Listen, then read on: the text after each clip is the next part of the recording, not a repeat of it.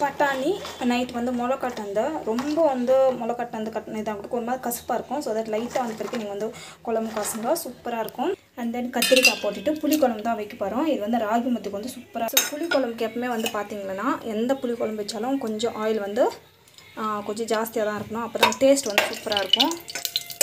So oil போட்டு கடுகு,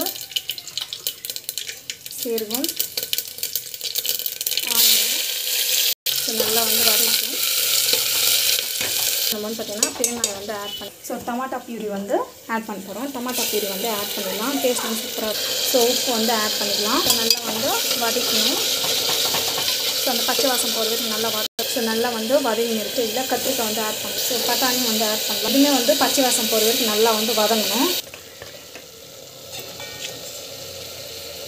இந்த மிளகாத்தூள் வந்து இதில் வந்து பார்த்திங்கன்னா மஞ்சள் பொடி இருக்கும்.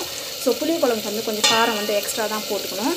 சூப்பராக வந்து இது நல்லா வந்து கீழே வந்து வெந்துன்னு இருக்கட்டும். ஸோ இது வந்து பார்த்திங்கன்னா நல்லா வந்து இது வதக்கிட்டுக்கோங்க. இப்போ வந்து பார்த்திங்கன்னா லிமிட்டடாக தான் தண்ணி ஊற்றுவேன். ஸோ அப்புறமா நல்லா வந்து விசில் வந்து ஒரு 4-5 விசில் ஒரு 3 to 4 விசில் வந்து பிறகு பார்த்திங்கன்னா புளி வந்து ஊற வச்சுருக்கோம். அது கரைச்சி வந்து ஊற்றிக்கலாம். இப்போ வந்து பார்த்திங்கன்னா எவ்வளோ தண்ணி போதும். ஸோ இப்போ வந்து பார்த்திங்கன்னா மூட்டை போட்டு வச்சிடலாம். ஒரு 3 to 4 விசில் வந்து பிறகு நம்ம வந்து ஆஃப்